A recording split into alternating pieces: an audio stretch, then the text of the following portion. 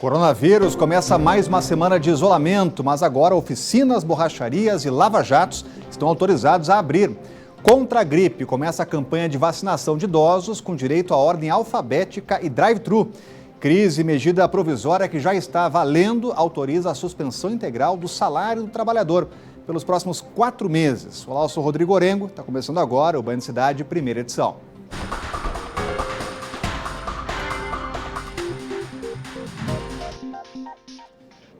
Muito boa tarde a você. O Brasil já tem mais de 1.500 pessoas infectadas pelo coronavírus, com 25 mortos. Só aqui no DF são 134 casos confirmados e o GDF voltou atrás em um dos pontos do decreto e liberou o funcionamento de oficinas e lava-jatos, também borracharias. Tudo isso valendo a partir de hoje.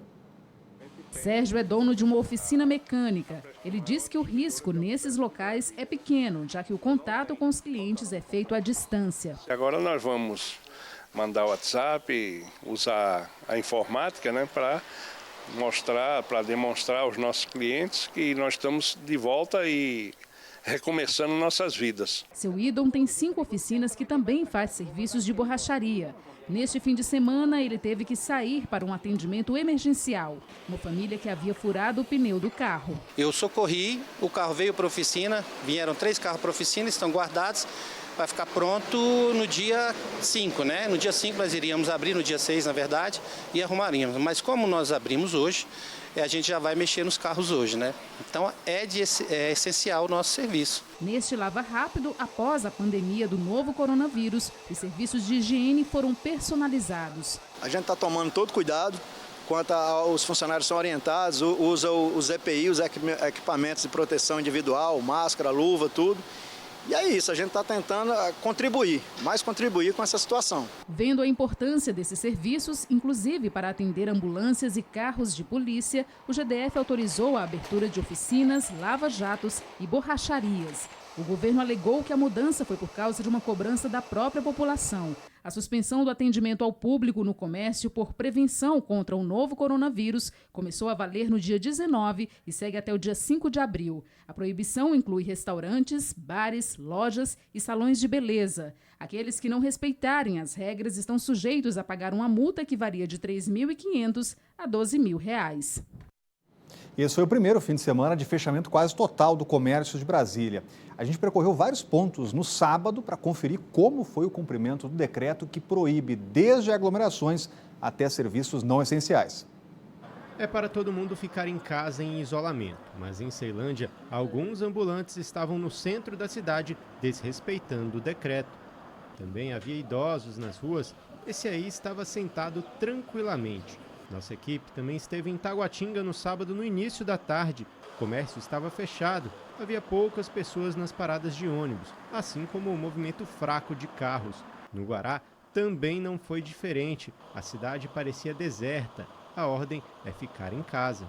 O DF Legal está fiscalizando com apoio da PM. Neste primeiro momento, os agentes vão interditar os comércios que estiverem funcionando. Se houver insistência, será aplicada multa que varia entre R$ 3.500 e R$ 12.000, dependendo do tamanho da empresa. O valor dobra diariamente em caso de reincidência. Só lembrando que ficam excluídos da suspensão clínicas médicas, laboratórios, farmácias, supermercados e lojas de materiais de construção e produtos para casa, atacadistas e varejistas, mini-mercados, mercearias e afins, padarias, açougues, peixarias, postos de combustíveis e operações de delivery. A operação continua até o dia 5 de abril ou enquanto o decreto estiver vigente. Se você flagrar aí quem está desrespeitando a regra, denuncie. Denúncia aí de comércio aberto pode ser feita no número 162, opção 2, ou ainda no 190, nos telefones fixos que aparecem aí na sua tela. Vamos colocar aqui, cadê o telefone fixo? Em seguida a gente coloca, agora sim está aparecendo aqui para você, 3961, está aparecendo aí e a gente coloca ao longo da programação. E olha, o estádio Mané Garrincha pode ser usado como hospital de campanha por tratamento de pessoas infectadas pelo coronavírus, caso a situação se agrave nas próximas semanas. A Arena de Brasília e a Arena Brasília Consórcio Privado, que administra o estádio, ofereceu toda a estrutura ao GDF. Por ser localizado em uma área central do Distrito Federal, a Arena Brasília ofereceu as instalações do estádio na tentativa de aliviar a rede hospitalar para pacientes com maior gravidade do coronavírus. A Secretaria de Saúde informou que, se houver aumento no número de casos, vai realizar inspeções em locais que poderão ser usados como estrutura de atendimento e que o Estádio Nacional Mané Garrincha é uma possibilidade futura. Mas, até agora, nada foi definido. É muito positiva a oferta do Mané Garrincha para acolher pessoas em regime de hospitalização provisória. Afinal de contas, são acomodações para cerca de 300 pessoas, mas, por enquanto, vaga em hospital ainda não é um problema aqui para as autoridades do governo do Distrito Federal. Mas a hora é essa mesma, a hora do setor privado oferecer a sua parcela de colaboração. A gente viu aí a Ambev ofereceu, doou ao governo do Distrito Federal 75 mil litros de álcool gel. Há também empresas que ajudaram, empresas privadas que ajudaram a Souza Cruz na distribuição de vacinas, hoje no início da campanha de vacinação. Tudo isso é muito positivo, a hora é mesmo de solidariedade. E o Ministério Público do Trabalho divulgou orientações para a proteção de trabalhadores domésticos durante o período da pandemia. A recomendação é que os profissionais sejam dispensados, mas com remuneração assegurada, com exceção apenas dos prestadores de serviços que sejam indispensáveis, como os cuidadores de idosos. Nesses casos, o empregador deve disponibilizar transporte para evitar o uso de coletivos ou dos trabalhadores e pode chegar lá, inclusive, ser liberado dos horários de pico. O Ministério Público pede que as garantias sejam asseguradas também às diaristas. Olha, os contratos de trabalho e os salários dos trabalhadores brasileiros podem ser suspensos por até 4 meses durante o período de calamidade pública. É o que determina uma medida provisória do presidente Jair Bolsonaro, que já está valendo, que vai explicar para a gente, até porque tem muita dúvida sobre esse assunto, é a Renata Dourado. Pegou muita gente de surpresa, né, Renata? Boa tarde. Pois é, Rodrigo. Boa tarde para todos que estão nos acompanhando. Boa tarde para você e parabéns para você, né, Rodrigo Orengo? Ontem foi seu aniversário. Pois é. Receba o nosso abraço virtual, viu? Muita paz e muita saúde para você. Então é isso, como você bem disse, essa medida provisória, por ser uma medida provisória, ela já começa a valer, né? Já está valendo, mas o Congresso Nacional precisa aprovar também. Tem um prazo para que isso aconteça. O prazo é 120 dias. Caso contrário, ela perde aí toda essa validade. Mas até então ela já começa a valer. Vou pedir só para alguém, o ponto aqui que está aberto, se alguém puder retirar o ponto aí, só para a gente poder conversar melhor sobre isso. Exatamente, agora está perfeito. Então é o seguinte, Rodrigo, entre outras coisas, essa medida aí determina a suspensão desses trabalhadores por até 4 meses. Então, obviamente, nesse período, eles não vão receber o salário, mas prevê também uma ajuda compensatória, uma ajuda de custo, e esse valor ele vai ser determinado por ambas as partes, pelos patrões e também por esses trabalhadores. Nesse período também, os benefícios, como o plano de saúde, eles têm que ser mantidos. E tudo isso tem que ser registrado na carteira de trabalho, seja ela real, seja ela virtual. E por que essas medidas? O governo disse que tomou essa decisão para evitar as demissões em massas, né? A gente viu aí o comércio fechado, vários empresários tendo que fechar a porta, então fica muito difícil realmente manter esse trabalhador nessas circunstâncias. Então o governo deu essas alternativas. Quais são as alternativas, entre outras?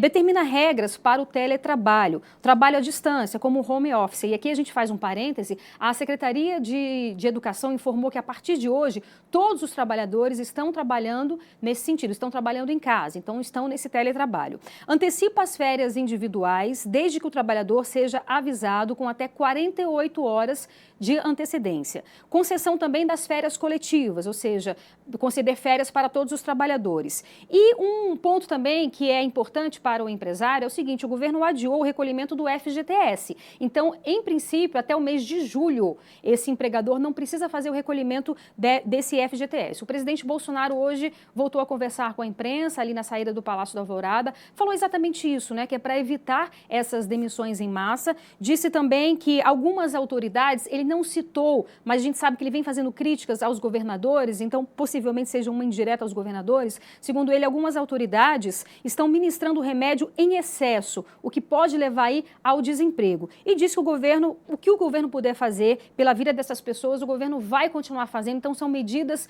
importantes para evitar, sobretudo, o desemprego, né? O aumento aí no desemprego. E vamos ouvir agora sobre esse assunto o comentário do Cláudio Humberto.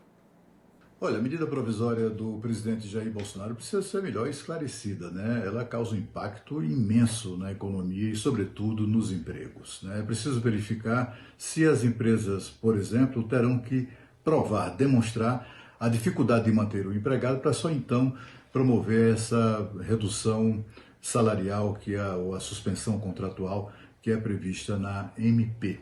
Também a MP frustra a expectativa dos brasileiros em relação ao papel ou à contribuição que o setor público pretende dar, né? Os servidores, sobretudo os marajás do serviço público, não vão abrir mão dos seus salários, ou de pelo menos parte dele. O Congresso Nacional, os senhores deputados que antes trabalhavam 2 dias por semana, agora prometem trabalhar umzinho. Será que eles também não poderiam abrir mão dos seus salários? Só os trabalhadores do setor privado é que vão se sacrificar a esse ponto? São perguntas ainda sem resposta. E a seguir, o primeiro dia de campanha de vacinação para idosos. E o Band Cidade está voltando daqui a pouco. Começou hoje a campanha de vacinação contra a gripe e a meta do GDF é imunizar mais de 900 mil pessoas. E a vacinação combate apenas as gripes comuns, mas é fundamental no processo de diagnóstico do coronavírus. Em tempos de isolamento, vale tudo para garantir a imunização de idosos, grupo prioritário. A vacina vai ser dada em ordem alfabética e com serviço de drive-thru. Teve até congestionamento neste primeiro dia lá no Lago Norte. A fila de carros na pista principal do Lago Norte era enorme. Como o posto de saúde da região tinha como opção vacinar dentro dos carros, muitos aderiram à alternativa. Isso aqui dá uma segurança maior? Bastante, muita segurança, graças a Deus. Fiquei bem tranquila. Estava bem ansiosa e apreensiva para vir, mas graças a Deus deu tudo certo. Mas também tiveram aqueles que preferiram o modo tradicional, chegaram caminhando mesmo. Acho que não corri riscos, tomando todos os cuidados. Cheguei aqui e vacinei na hora, agora a fila de carro está grande. Para evitar aglomeração nos postos, a Secretaria de Saúde dividiu o atendimento por data e ordem alfabética. Nesta segunda-feira, devem se vacinar os idosos com 60 anos ou mais, com nomes que começam com as letras entre A e E. Amanhã, do F ao J. Na quarta-feira, do K ao O. Na quinta-feira, será a vez dos nomes iniciados com as letras que ficam entre P e T. E a semana encerra com as letras entre U e Z. Para evitar aglomeração nessa fase inicial, que é o grupo maior de risco, que é o idoso, a gente está orientando que as pessoas sigam a nossa determinação que está no site por ordem alfabética. Vale lembrar que a vacina contra a gripe não imuniza as pessoas contra o coronavírus. Porém, neste momento, irá auxiliar os profissionais de saúde na exclusão do diagnóstico para o novo vírus, já que os sintomas são parecidos. E ainda ajuda a reduzir a procura por serviços de saúde. São vírus que têm um impacto importante na saúde da população, na medida em que podem levar à ocorrência de um quadro respiratório muito semelhante ao coronavírus, com alguns casos de agravamento. Então, portanto, essa vacinação ela tem um objetivo prioritário de reduzir essa carga, reduzir a ocorrência de doenças, especialmente de doenças graves, e, consequentemente, aumentando a capacidade do serviço de saúde para atender pessoas que venham a ter sintomas de doenças respiratórias, quadros respiratórios, quadros gripais. A segunda fase da vacina, que começa no dia 16 de abril e vai até o dia 22 de maio, irá atender professores, profissionais de segurança, salvamento e portadores de doenças crônicas. A lista dos postos de vacinação e dos grupos prioritários está no site da Secretaria, saude.df.gov.br. E olha só, doses de vacina contra a gripe já estão esgotadas, segundo telespectadores, em pelo menos 2 postos, lá no Lago Sul, também no Guará, mas em nota, a Secretaria de Saúde disse que a falta de vacina foi provocada pela alta demanda, mas que são casos pontuais e que nesta tarde o serviço volta ao normal com um novo lote de 72 mil doses. Vamos acompanhar aí. Agora vamos falar sobre a farmácia de alto custo. Os pacientes considerados vulneráveis, como idosos, podem se cadastrar até 5 pessoas para retirar os remédios. E a procuração não precisa ser registrada em cartório. Para o cadastro, a pessoa que vai pegar os medicamentos deve ir a uma das 3 farmácias com documentos pessoais, receita médica e autorização do procedimento de alta complexidade, além do comprovante de residência e a documentação pessoal do paciente. Também, como medida preventiva, os Os profissionais da farmácia vão controlar a entrada para evitar aglomerações, o que é necessário agora. Olha, o ministro do Supremo Tribunal Federal, Alexandre de Moraes, determinou que os recursos recuperados da Petrobras na Operação Lava Jato sejam destinados ao combate à crise, o que significa que o Ministério da Saúde possa contar aí com mais de R$1,5 bilhão de reais. Então a gente volta a falar com a Renata Dourado. Vem muito bem a boa hora esse recurso, né, Renata? Sim, Rodrigo, exatamente, muito boa hora, vai ser muito bem aplicado, certamente, né? A melhor destinação até agora. O que a gente gostaria de destacar também foram pesquisas feitas com relação à popularidade do presidente Bolsonaro. Então, nós temos aqui dois levantamentos do Instituto Datafolha e do Instituto Paraná. De acordo com o Instituto Paraná, e essa pesquisa ela foi realizada por telefone na semana passada, o Instituto Paraná ouviu 2.020 pessoas. Então, de acordo com esse levantamento, quase 50%, 49,9% dos entrevistados consideram que o presidente está sendo negligente na condução da crise. 42,7% consideram que ele vem conduzindo problemas de maneira adequada. 51,4% dos entrevistados consideram que o presidente deu pouca importância à pandemia do coronavírus.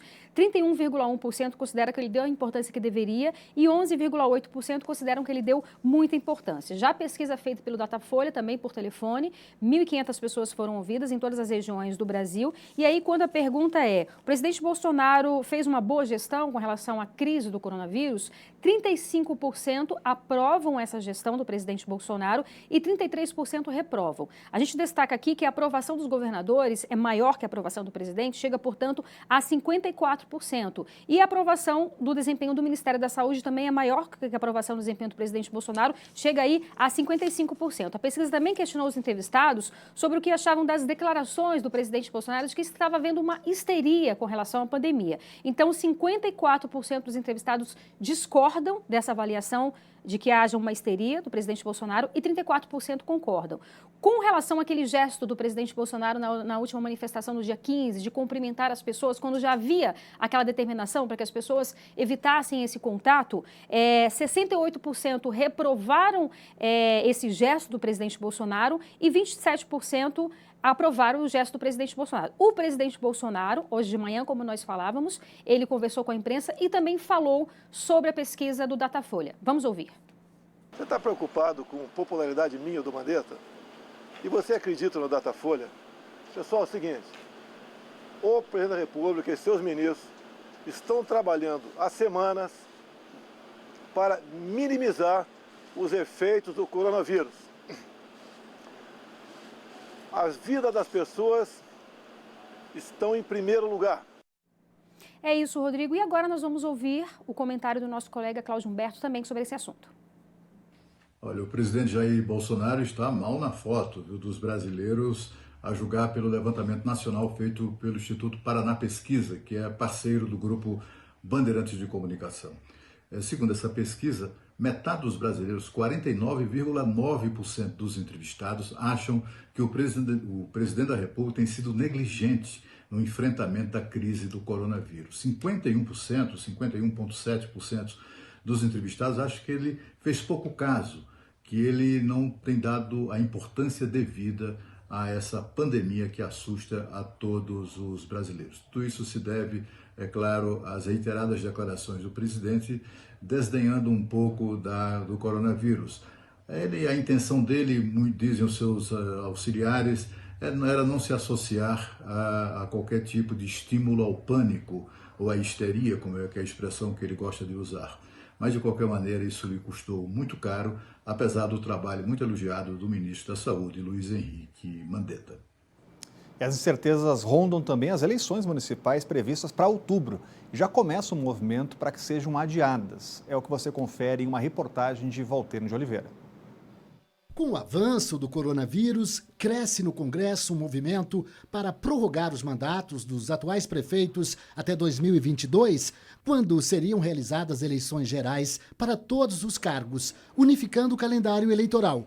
O líder do governo no Congresso é favorável. Se você vai gastar 25 bilhões para fazer uma eleição tampão, é melhor você prorrogar o mandato. Uma das propostas que está sendo costurada prevê que os prefeitos e vereadores em exercício abram mão da reeleição, ficando 6 anos no cargo. Os que já foram reeleitos ganhariam mais 2 anos. O MDB, com representantes em 1.028 cidades, seria o maior beneficiado, seguido por PSDB, com 683. Para o cientista político Antônio Lavareda, a vantagem da prorrogação dos mandatos é a unificação das eleições. A vantagem disso é que teríamos um sistema partidário eleitoral melhor estruturado, com efeitos top-down, de cima para baixo, e bottom-up, de baixo para cima. Um sistema com melhor vertebração. Ao lado disso, essa PEC poderia também incluir a mudança do nosso sistema eleitoral. Nós temos, para eleições parlamentares, o pior sistema eleitoral do mundo, segundo todos os analistas, que é um sistema de voto proporcional e lista aberta. Até agora, o TSE não...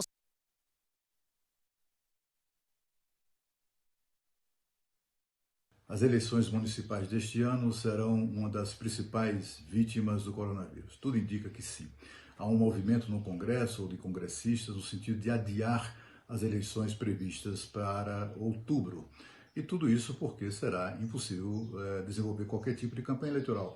Comício não dá, né? Haver concentrações de pessoas. Candidato apertando mão ali de eleitor também não dá.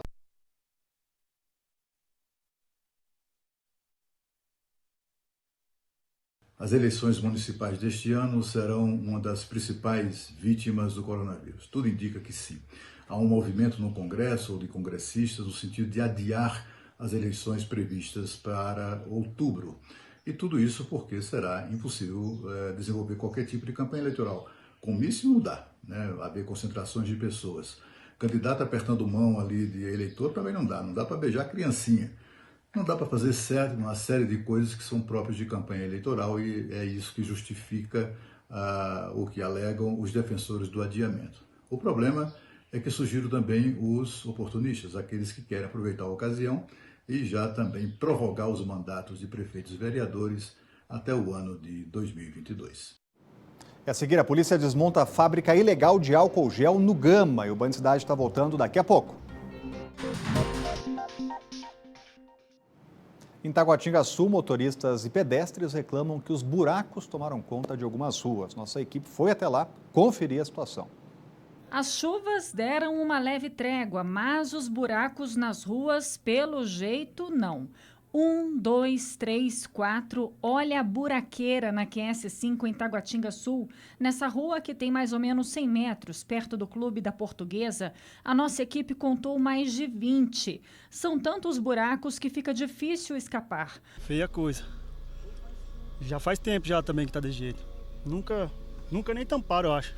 Tem que andar de primeira e segunda, senão acaba o carro. O problema se repete nessa outra rua, também na QS5. O carro caiu no buraco e a gente acabou pagando um valor de mais de R$300 por essa queda do buraco, que acabou atingindo a suspensão do carro.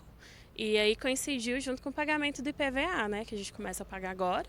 E a gente fica muito chateado por ver que a gente paga o IPVA e não tem uma rua que a gente consiga transitar nela. Nessa borracharia que fica no Pistão Sul, o movimento é assim, sempre intenso.